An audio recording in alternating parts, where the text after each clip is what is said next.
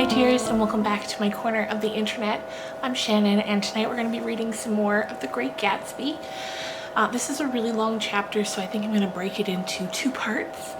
So this will be The Great Gatsby, Chapter 7, Part 1. If you're new to this channel, I've got a whole playlist with all the other chapters that came before this, as well as two other Let's Read playlists, one of Emily of New Moon and one of Pride and Prejudice, if you'd like to check those out. But for now, let's just get on into it. Chapter 7. It was when curiosity about Gatsby was at its highest that the lights in his house failed to go on one Saturday night. And as obscurely as it had begun, his career at Trimalchio was over. Only gradually did I become aware that the automobiles which turned expectantly into his drive stayed for just a minute and then drove skulkily away. Wondering if he were sick, I went over to find out. An unfamiliar butler with a villainous face squinted at me suspiciously from the door. "Is Mr. Gatsby sick?" "Nope." After a pause, he added "sir" in a dilatory, grudging way. I hadn't seen him around and I was rather worried. "Tell him Mr. Carraway came over." "Who?" he demanded rudely. "Carraway. Carraway. All right, I'll tell him." Abruptly, he slammed the door. My Finn informed me that Gatsby had dismissed every servant in his house a week ago and replaced them with half a dozen others who never went into West Egg Village to be bribed by the tradesmen, but ordered moderate supplies over the telephone. The grocery boy reported that the kitchen looked like a pigsty, and the general opinion in the village was that the new people weren't servants at all. Next day, Gatsby called me on the phone. "Going away?" I inquired. "No, old sport." "I hear you fired all your servants." "I wanted somebody who wouldn't gossip. Daisy comes over quite often in the afternoons." So the whole caravansary had fallen in like a card house at the disapproval in her eyes. There's some people Wolfsheim wanted to do something for. They're all brothers and sisters. They used to run a small hotel. "I see." He was calling up at Daisy's request. Would I come to lunch at her house tomorrow? Miss Baker would be there. Half an hour later, Daisy herself telephoned and seemed relieved to find that I was coming.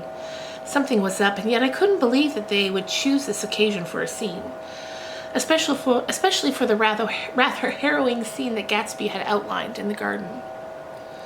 The next day was broiling, almost the last, certainly the warmest of the summer. As my train emerged from the tunnel into sunlight, only the hot whistles of the National Biscuit Company broke the simmering hush at noon. The straw seats of the car hovered on the edge of combustion. The woman next to me perspired delicately for a while into her white shirtwaist, and then, as her newspaper dampened under her fingers, lapsed despairingly into deep heat with a desolate cry. Her pocketbook slapped to the floor. "Oh my," she gasped. I picked it up a wary bend and handed it back to her, holding it at arm's length and by the extreme tip of the corners to indicate that I had no designs upon it. But everyone nearby, including the woman, suspected me just the same. "Hot," said the conductor to familiar faces. "Some weather. Hot. Hot. Is it hot enough for you? Is it hot? Is it?" My commutation ticket came back to me with a dark stain from his hand. That anyone should care in this heat, whose flushed lips he kissed, whose head made damp the pajama pocket over his heart. Through the hall of the Buchanan's house blew a faint wind, carrying the sound of the telephone bell out to Gatsby and me, as we waited at the door. "The master's body," roared the butler into the mouthpiece. "I'm sorry, madam, but we can't furnish it. It's too hot to touch this noon." What he really said was, "Yes, yes, I'll see." He set down the receiver and came toward us, glistening slightly to take our stiff straw hats. "Madam expects you in the salon," he cried, needlessly indicating the direction. In this heat, every extra gesture was an affront to the common store of life. The room, shadowed well with awnings, was dark and cool. Daisy and Jordan lay upon an enormous couch, like silver idols weighing down their own white dresses against the singing breeze of the fans. "We can't move," they said together. Jordan's fingers, powdered white over their tan, rested for a moment in mine. "And Mr. Thomas Buchanan, the athlete?" I inquired. Simultaneously, I heard his voice, gruff, muffled, husky, at the hall telephone. Gatsby stood in the center of the crimson carpet and gazed around with fascinated eyes. Daisy watched him and laughed, her sweet, exciting laugh, A tiny gust of powder rose from her bosom into the air. "The rumor is," whispered Jordan, "that that's Tom's girl on the telephone." We were silent. The voice in the hall rose high with annoyance. "Very well then, I won't sell you the car at all. I'm under no obligations to you at all. And as for you bothering me about it at lunchtime, I won't stand that at all." "Holding down the receiver?" said Daisy cynically. "No, he's not," I assured her. "It's a bona fide deal. I happen to know about it." Tom flung open the door, blocked out its space for a moment with his thick body, and hurried into the room. "Mr. Gatsby," he put out his broad, flat hand with well-concealed dislike. "I'm glad to see you, sir. Nick?" "Make us a cold drink," cried Daisy. As he left the room again, she got up and went over to Gatsby and pulled his face down, kissing him on the mouth. "You know I love you," she murmured. "You forget there's a lady present," said Jordan. Daisy looked around doubtfully. "You kiss Nick, too." "What a low, vulgar girl." "I don't care," cried Daisy, and began to clog on the brick fireplace.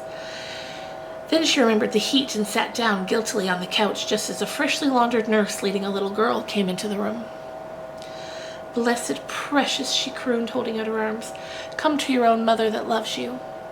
The child, relinquished by the nurse, rushed across the room and rooted shyly into her mother's dress. "The blessed, the precious, did mother get powder on your old yellowy hair? Stand up now and say howdy do." Gatsby and I in turn leaned down and took the small reluctant hand. Afterward he kept looking at the child with surprise. I don't think he had ever really believed in its existence. "I got dressed before luncheon," said the child, turning eagerly to Daisy. "That's because your mother wanted to show you off." Her face bent into the single wrinkle of the small white neck. "You dream, you absolute little dream." "Yes," admitted the child calmly. "Aunt Jordan's got on a white dress, too." "How do you like Mother's friends?" Daisy turned her around so that she faced Gatsby. "Do you think they're pretty? Where's Daddy?" "She doesn't look like her father," explained Daisy. "She looks like me. She's got my hair and shape of face." Daisy sat back down upon the couch. The nurse took a step forward and held out her hand. "Come, Pammy." "Goodbye, sweetheart." With a reluctant backward glance, the well-disciplined child held to her nurse's hand and was pulled out the door just as Tom came back, preceding 4 gin rickeys that clinked full of ice. Gatsby took up his drink. "They certainly look cool," he said with visible tension. We drank in long, greedy swallows. "I read somewhere that the sun's getting hotter every year," said Tom. "It seems that pretty soon the Earth's going to fall into the sun, or wait a minute, it's just the opposite. The sun's getting colder every year." "Come outside," he suggested to Gatsby. I'd like you to have a look at the place." I went with them out to the veranda. On the green sound, stagnant in the heat, one small snail crawled slowly towards the fresher sea. Gatsby's eyes followed it momentarily. He raised a hand and pointed across the bay. "I'm right across from you." "So you are." Our eyes lifted over the rose beds in the hot lawn and the weedy refuse of the dog days along shore. Slowly the white wings of the boat moved against the blue, cool limit of the sky. Ahead lay the scalloped ocean and the abounding blessed isles. "There's sport for you," said Tom, nodding.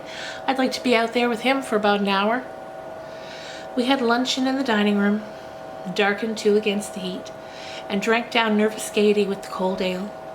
"What'll we do with ourselves this afternoon?" cried Daisy, "and the day after that, and the next 30 years? "Don't be morbid," Jordan said. "Life starts all over again when it's crisp in the fall." "But it's so hot," insisted Daisy. "And everything's so confused. Let's all go to town." Her voice struggled on through the heat, beating against it, molding it senseless into forms. "I've heard of making a garage out of a stable," Tom was saying to Gatsby, "but I'm the first man who ever made a stable out of a garage." "Who wants to go to town?" demanded Daisy insistently. Gatsby's eyes floated toward her. "Ah," she cried, "you look so cool." Their eyes met, and they stared together at each other alone in space. With an effort, she glanced down at the table. "You always look so cool," she repeated. She had told him that she loved him, and Tom Buchanan saw. He was astounded, his mouth opened just a little. And he looked at Gatsby and then back at Daisy as if he had just recognized her as someone he knew a long time ago. "You resemble the advertisement of the man," she went on innocently. "You know, the advertisement of the man." "All right," broke in Tom quickly. "I'm perfectly willing to go to town. Come on, we're all going to town." He got up, his eyes still flashing between Gatsby and his wife. No one moved. "Come on," his temper cracked a little. "What's the matter anyhow? If we're going to town, let's start." His hand, trembling with his effort of self-control, bore to his lips the last of his glass of ale. Daisy's voice got us to our feet and put out to the blazing gravel drive. Are we just going to go? She objected. Like this, aren't we going to let anyone smoke a cigarette first? Everybody smoked all through lunch. Let's have fun, she begged him. It's too hot to fuss. He didn't answer. Have it your way, she said. Come on, Jordan.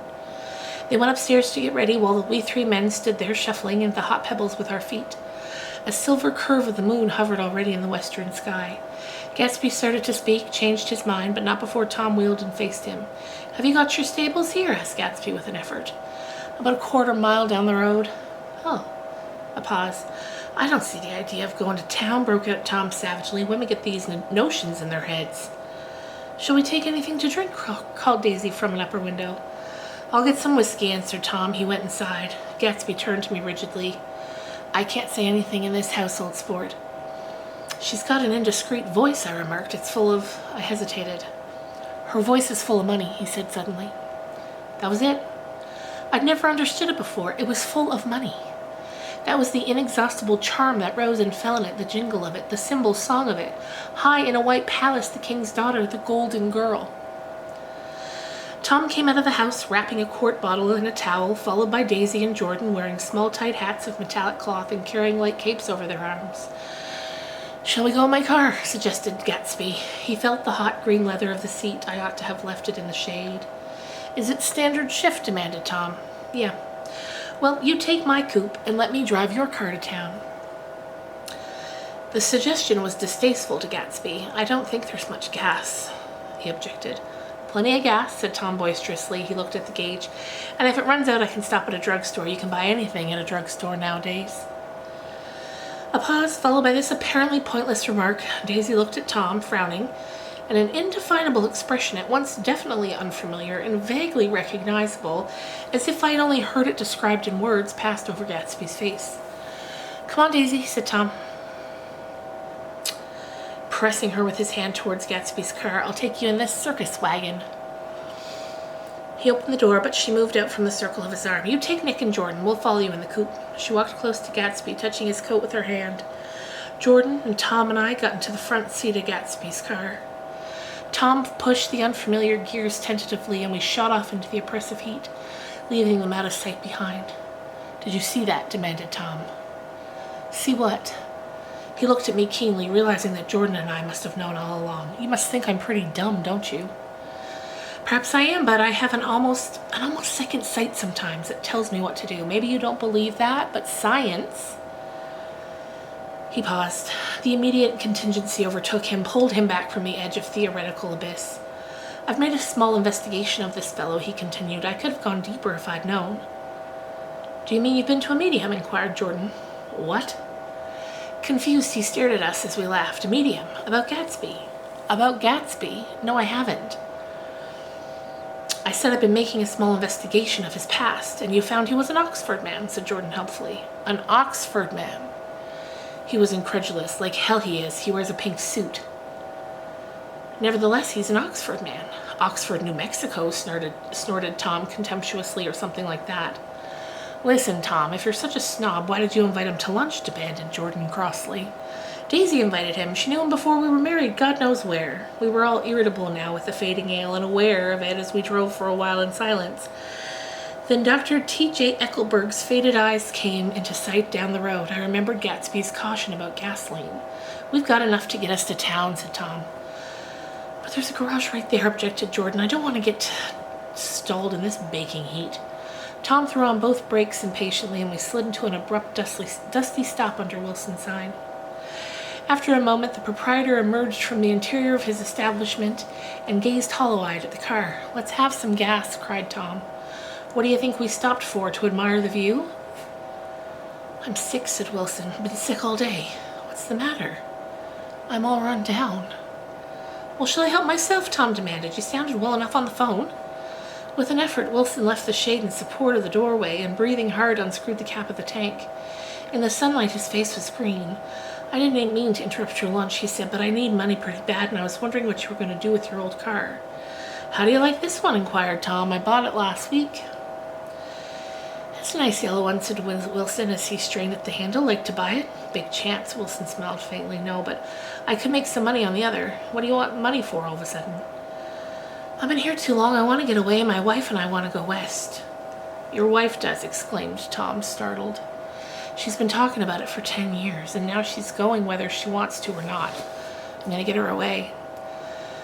The coupe flashed by us with a flurry of dust and the flash of a waving hand. What do I owe you? Demanded Tom harshly.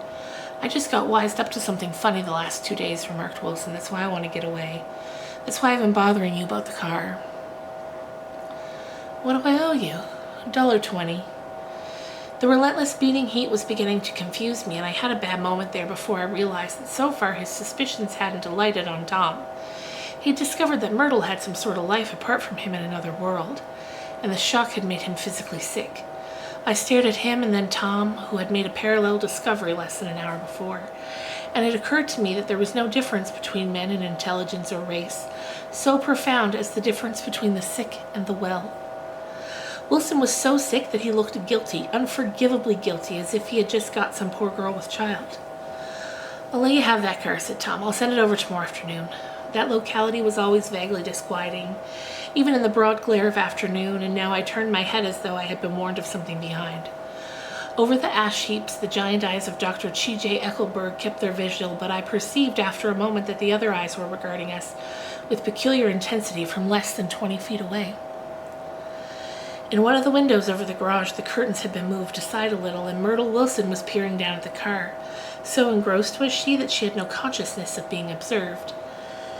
And one emotion after another crept onto her face like objects into a slowly developing picture. Her expression was curiously familiar, and it was an expression I'd often seen on women's faces. But on Myrtle Wilson's face it seemed purposeless and inexplicable until I realized that her eyes, wide with jealous terror, were fixed not on Tom but on Jordan Baker, whom she took to be his wife. And that's going to be the end of chapter 7 for today.